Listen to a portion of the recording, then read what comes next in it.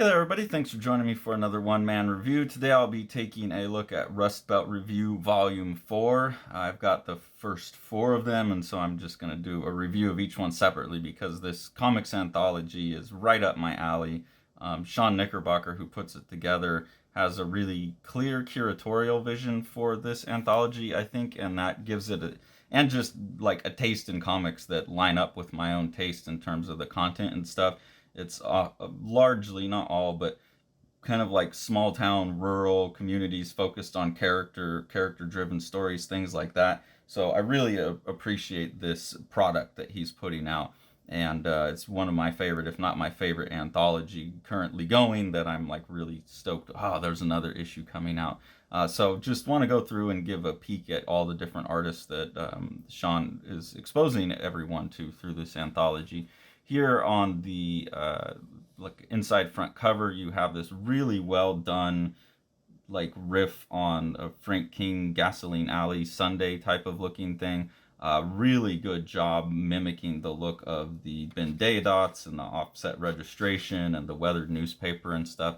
I almost thought maybe that this was just something that had been taken and re-lettered because it had like a really kind of authentic feel to it. And that's really cool to see, you know, more and more people getting comfortable with these kind of funny production tricks like this. This piece is mostly focused on how to maintain an art practice as you get into your 30s and you have real life responsibility and you're not making a living as an artist. I think the most, he's saying creative freedom or financial stability, you know, which is more important. And obviously, as you come to have a family, like the financial stability has to be the main thing. But he's saying, on the other hand, I'm amazed at how much work I can get done in a 2-hour window. And that's, I think, also been really true in my life, that I often get, maybe not quite as much, but I'm more productive in the time I do have when that time's more precious. When I have summer break, I probably get more done overall, but I'm also like way more likely to just burn time and waste time and kind of be unmotivated to get to the drawing board and start working. But when that time becomes precious, you know, you really can get a lot done. And it is possible, you know, even to be working 2, basically 1.5 full-time jobs and running a channel like this and kind of being a caretaker for someone who's sick. It's still possible to squeeze in art if you're really motivated. And when that time is precious, you really do get a lot more. So it's interesting to see other people talking about that. I feel like a lot of artists complain about things but in their art, but they don't really kind of just talk about the practicalities of it, and that's really interesting to me.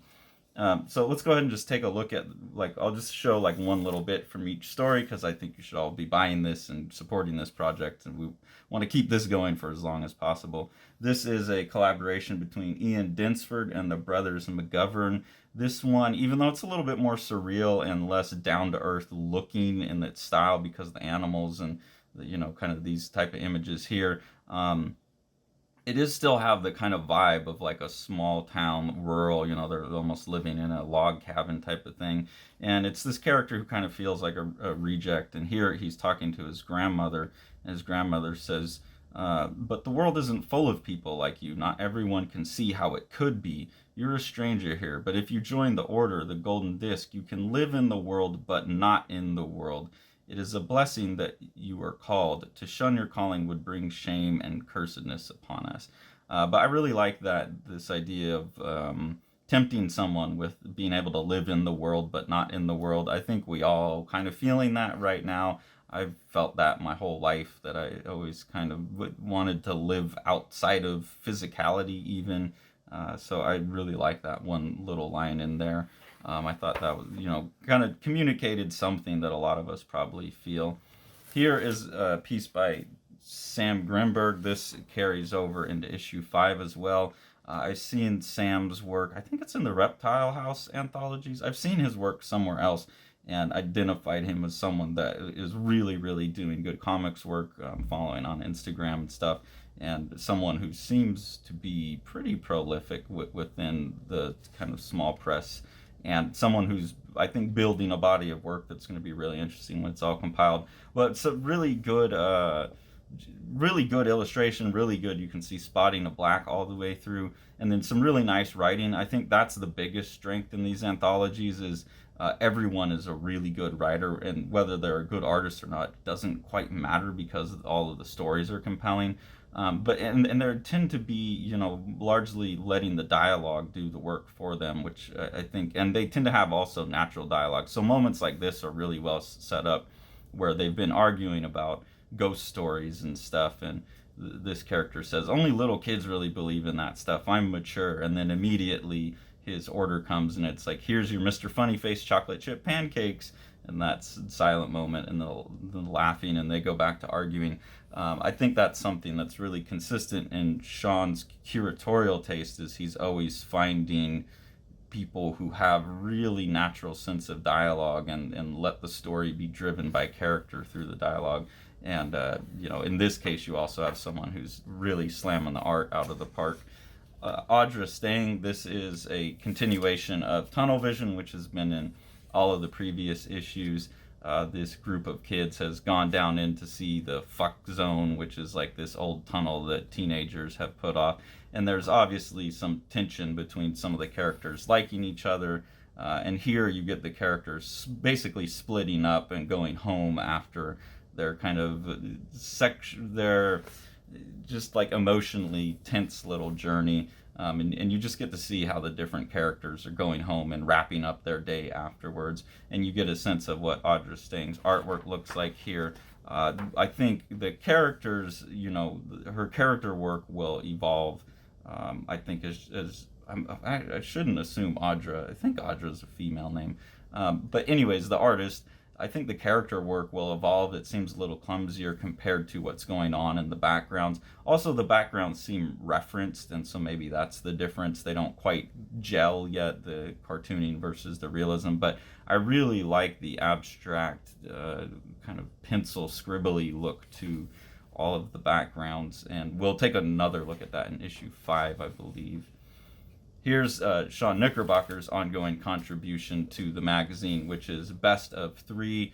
There's kind of like a heist story going on where some gangsters are trying to get some money out of some people. I really like this scene here because one of the guys they're trying to get money out of really just cares about playing Magic the Gathering or some similar card game like that. And just this whole scene here, I've never played games like that.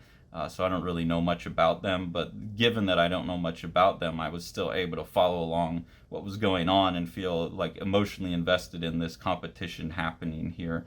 And that's again the kind of writing and cartooning that Sean Knickerbocker is capable of, and obviously looking for in other people to include in here, that makes these stories really, really compelling, that you can have something like that, be totally on the outside of it, and still become invested in it.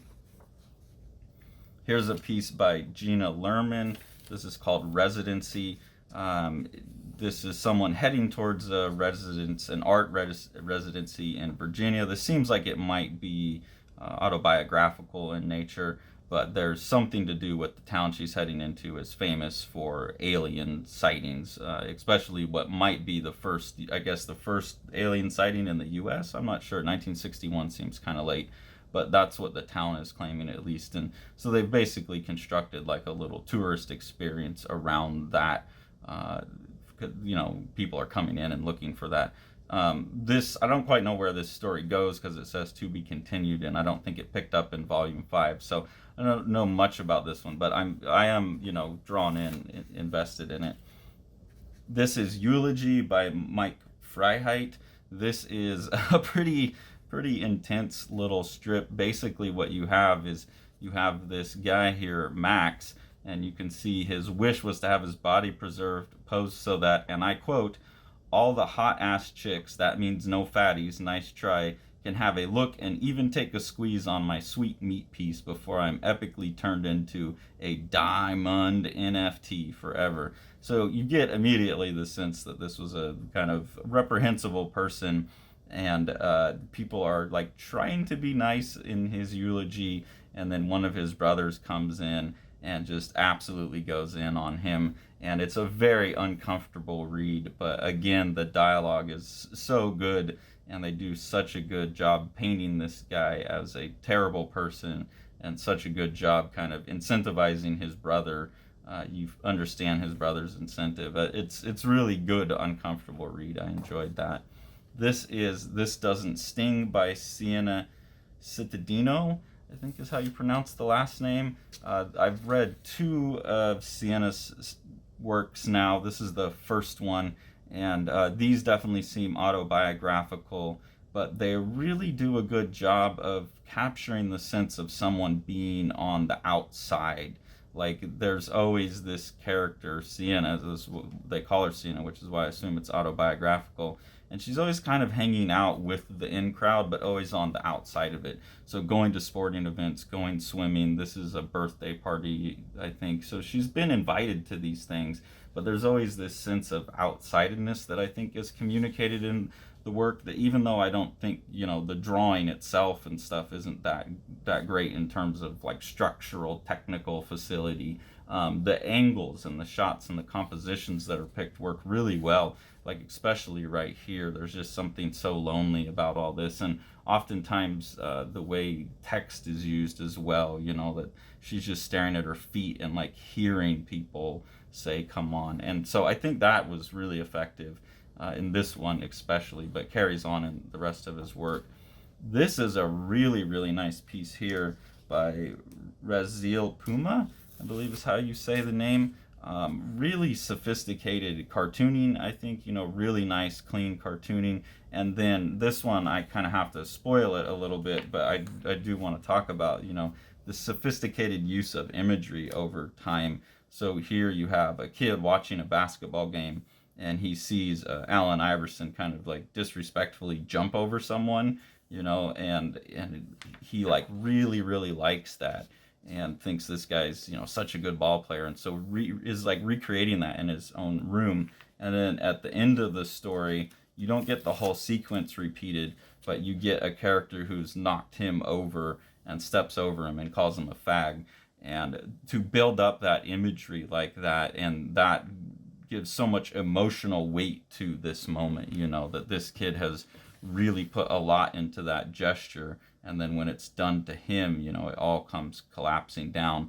I think that's just a great example of really good comics, both writing and visual, right? You're writing with the visuals in that sense, and you're training your audience into what this means and what it means to the character, and then landing that kind of, not punchline, but it comes and lands later. So really, really enjoyed that one, and definitely going to be looking to try and find more stuff by Raziel Puma, because I think this is someone who's really understands comics. Most of these authors, I think, really understand comics, and they don't ever get too showy with it, but they really understand how they function. Alex Nall, someone that I've really been enjoying over the last year. His Town and County is an awesome book that he's putting out. Again, building a picture of a small rural town. This here has a character from Town and County in it. So this is what I was hoping for when I started reading Town and County, is that it feels a bit like what Gilbert Hernandez did with the Palomar, but maybe more grounded, in that it's basically Alex could stay in this town and tell stories about these characters for the rest of his career.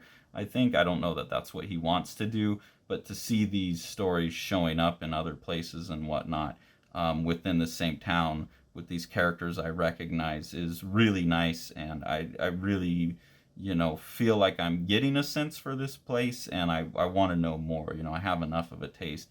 And it's also nice to see, every time I see Alex's stuff, the cartooning has improved quite a bit. Like, at first I wasn't quite convinced on the drawing, but each time I see him, like, the cartooning is better and better. And so it's really nice to see someone grow and someone continuing to be prolific. I think Alex, by following Instagram, works at a library. So again, someone else who has figured out how to make a living but still have energy to do their comics. And I think that's smart. That's something we need to talk about more, because the likelihood that you're going to make work like this and make a living at it is pretty damn low. So that's something, a conversation to have, is like how to get the type of jobs that can allow you to do that. This here is a piece by Matt MacFarland. I don't think it's autobiographical because the main character's not named Matt, but it definitely seems based in real life experience to some extent. It's talking about a famous Italian diner that's in the Bay Area, Salucci's. And that's kind of interesting to me because most of the artists in this have been Rust Belt, Midwest, like Virginia up through Pennsylvania kind of artists, and this is an artist from California, but they are talking about, it looks like a small coastal town in the Bay Area probably. This is the type of thing that you'll find in those smaller coastal towns. So it still has the same like aesthetic of the rest of the magazine, and it's basically just talking about someone's summer experience working at this famous diner. Again, really well written. Pretty good cartooning in there, and a really nice final image that I don't want to show. And then this story here by Brian Canini is called False Flag, and this one, again, really nice cartooning, really good writing. It felt to me like it's the setup for something more ongoing, but unlike the other ones, it didn't say to be continued, but you have a character that's basically sucked into, like, unknowingly into a spy situation where someone's like, he's having a date with the girl and someone's passing, and she's like fooling people by looking like she's passing something off into his pocket. So I'm curious about this one. I want to see more. It feels like the story's not finished, but I definitely, again, a really good artist. Really like some of, again, the writing as well. Like here, she comes back, they're on their first date, and she goes and buys a muffin and comes back, and then it's like on the first date you're trying to get to know someone.